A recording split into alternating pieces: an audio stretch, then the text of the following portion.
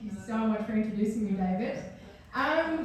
So I hope you guys are just as excited to be here tonight as I am, because I am so excited, because I can see friends and family in the audience here, and colleagues, and you guys all have to sit here and listen to me for the next 15 minutes. And best of all, you paid for it.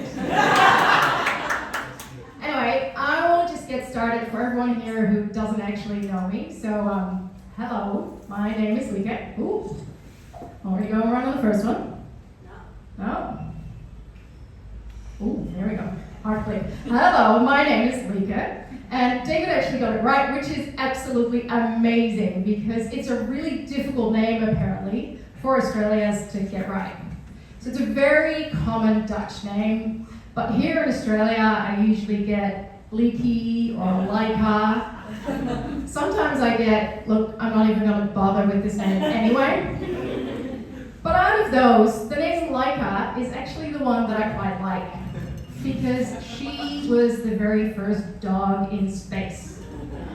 And that makes her kind of a space researcher, space scientist, and that is a little bit like me. But really, my name, quite easy, it's Lieke. And especially scientists can pronounce my name quite well when I tell them it's got the same sounds as Lieke. Not with an L. And so I work for the ARC Center of Excellence in Plans for Space. And this center does exactly as it says on the tin. So we are trying to research if we can grow plants in space to feed space explorers for long-term space missions. Now, at this time, you might be thinking that I might be working with these guys, trying to grow some secret special crops for Elon Musk on the moon. But honestly, when I think of Plants for Space, it is a lot less about the plants, and it is a lot more about meetings and never-ending to-do list, and just trying to get through all these emails that keep piling up. Now, when I said I'm a bit like Lieke, it's because I am a bit of a researcher. I actually do the communications for Plants for Space, and I got into the role because I love talking. I absolutely love talking, and I love talking so much. I bet my dentist can tell you exactly what Plants for Space does. Do you know how hard it is to say long-term space exploration while someone else has their fingers in your mouth? Anyway, so I love talking, right? And as I mentioned before, my name, very common Dutch name, it's because I come from the Netherlands. And talking and being Dutch means that I can be quite direct in the things that I say, which is great. For me. And look, maybe I am not as direct as a 4-year-old in the Oval Office these days, but I am direct enough for sometimes my team members not really enjoying what I say. And so maybe in some ways, I am a little bit more like Lieke than I'd like to admit. First of all, Lieke means barker. So I'm pretty sure she liked to talk a lot as well. And second of all, she was a bit of a bitch, right? So I love science outreach, and I love talking about science. And when you talk about science, you kind of tend to bring that home with you as well. And so by now, my 2.5-year-old, instead of singing the alphabet song, she actually recites the periodic table. And we read a lot at home as well. Like, it's what you do when you try to focus on space from a young age, so you get all the books that you want. And this is the book that we read together pretty much every night. which is great. She absolutely loves it. I sometimes take it into the office just to brush up on my knowledge and make sure I get these very spaced definitions right, like right before I've got a hard meeting. Anyway, when I tell people that I do the communications for Plants for Space, they have a ton of questions. First of all, they will ask me, like, how do you grow plants in space? And then secondly, they usually go, so I've got this south-facing garden. What should I plant? Or, very often I get, were you not smart enough to do your own research? Well, back to the kind of scientist. Look, I did a degree, but then I very quickly realized doing science is hard work, right? And so I just figured it's a lot easier to just take photos, look at people doing science, maybe write a LinkedIn post about it, just kind of in general hang around all these really smart people actually doing the hard work. Anyway, so Plants for Space, because I don't quite think I might make that 80% of science in here. Plants for Space. So we're not doing this yet. And spoiler alert, there is no secret Elon Musk crop on the moon.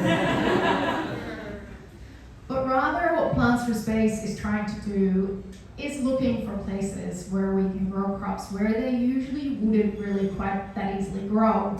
And that does include the moon and Mars, and also potentially the Millennium Falcon.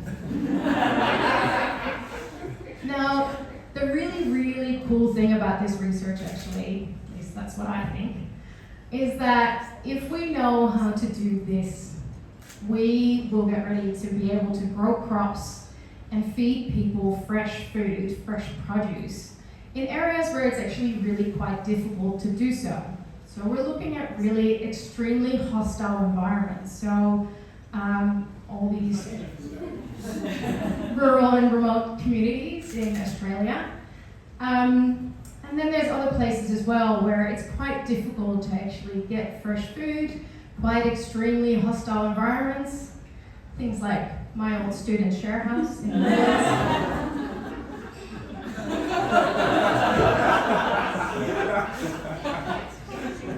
And so when I'm thinking about Plants for Space and how we're going to do this, I always like to do a little exercise with the people in the audience as well, to have a think about what would you bring on a really long road trip.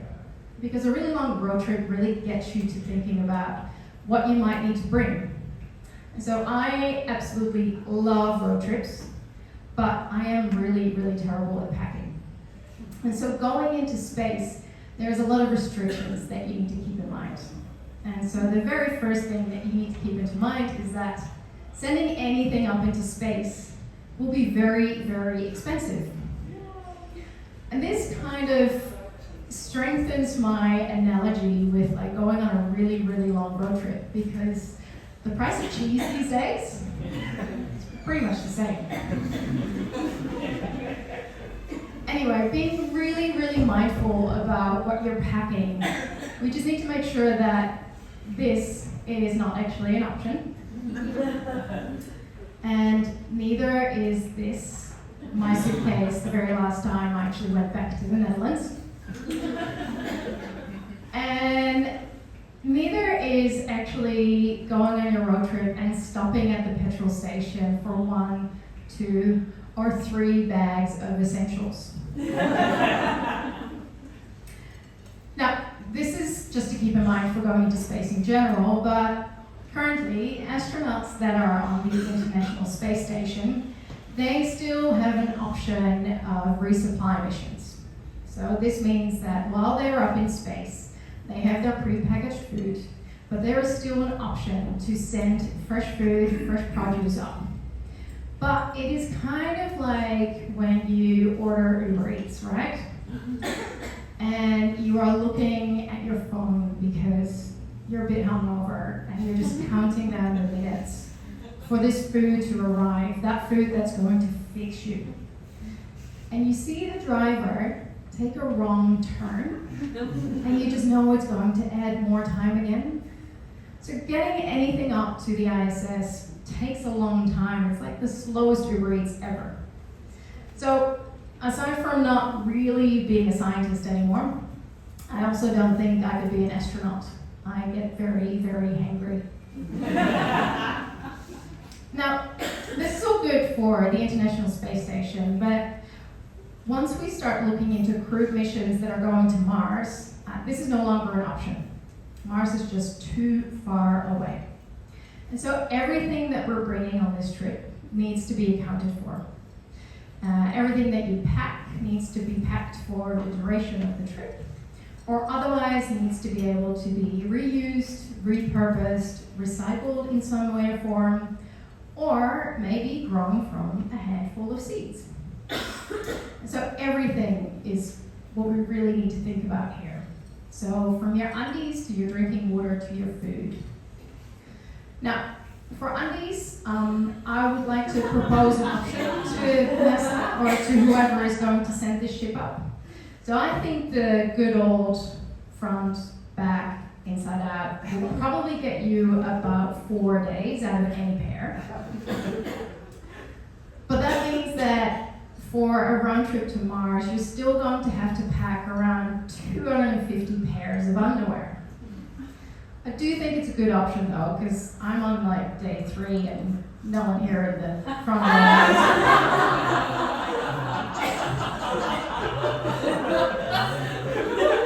It's all for sustainability, right? Anyway, so with Plans for Space, we are looking at plants to very specifically do a couple of things for us. So first of all, we're looking at plants that can feed us, and we're looking at food that's not only nutritious and healthy, but preferably also delicious. We're looking at food that can help us with producing different types of medication. And we're also looking at plants to actually provide us with the building blocks for things like bioplastics for any of the essentials that we might need, again, in space. Now keep in mind, we are also trying to do this in a very small space. So we're trying to do this in a space that has little to no gravity, is very, very small, and is continuously blasted by radiation. It's pretty much like just performing this all in Adelaide.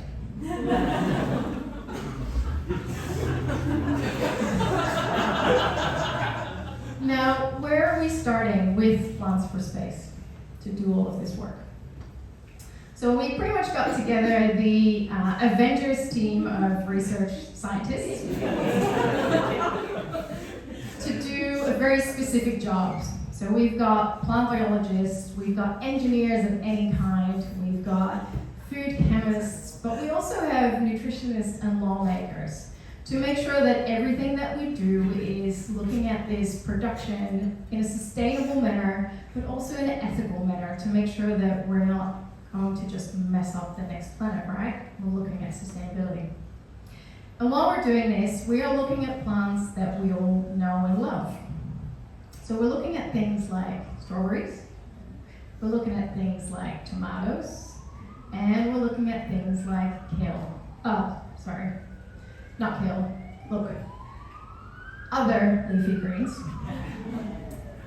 We studied kale, but turns out that no one wants to eat it. Not even a space. However, that is no one but the Dutch.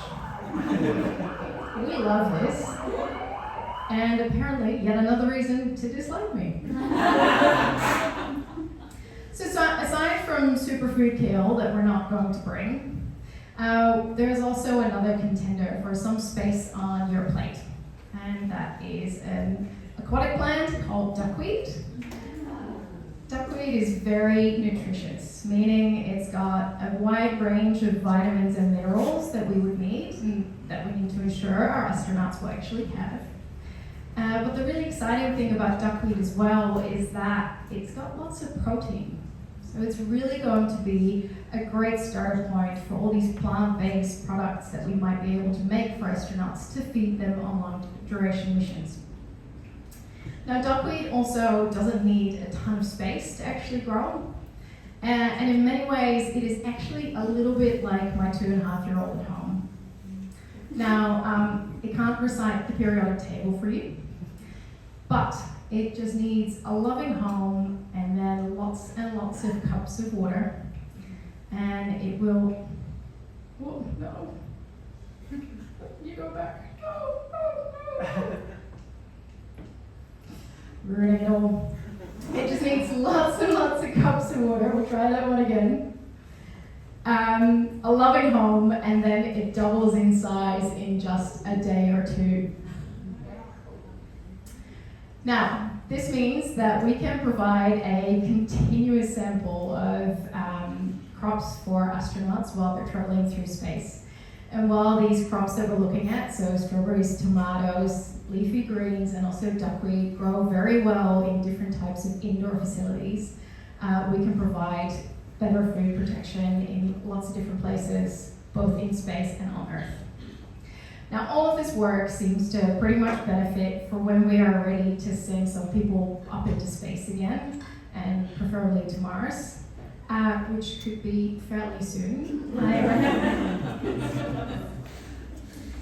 But it also really helps us with better food sustainability in all those locations where it's really quite difficult to grow crops, or these really extremely hostile environments where it's really difficult to get fresh produce. Places like my old student share house and most of the rural and remote communities around Australia.